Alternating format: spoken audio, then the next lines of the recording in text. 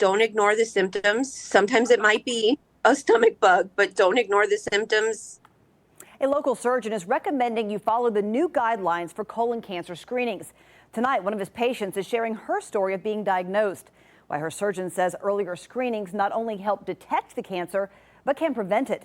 News 13's Taylor Thompson reports.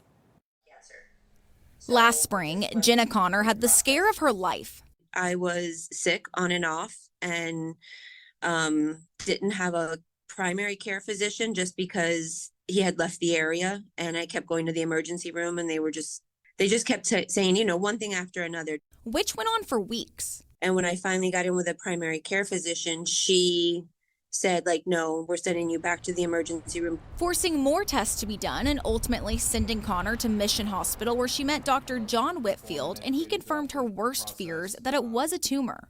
And it looks like it's probably cancer. She remembers feeling a lot of disbelief.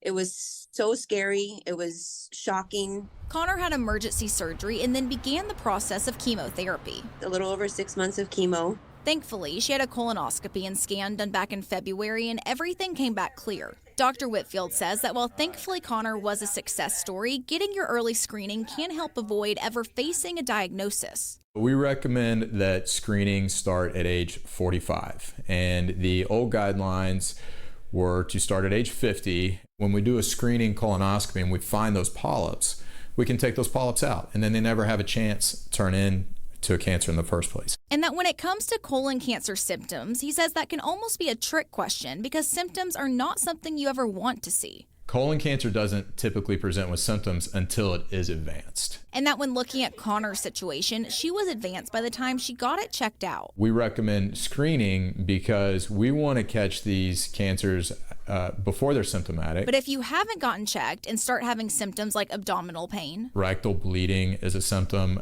change in bowel patterns, like if you start having thinning of stool, that's a red flag. Unexplained weight loss, that's another symptom. You should immediately get a screening done. And Connor's biggest advice, don't ignore the symptoms. I was having a little bit of stomach issues, and I would change my diet and I would see improvements.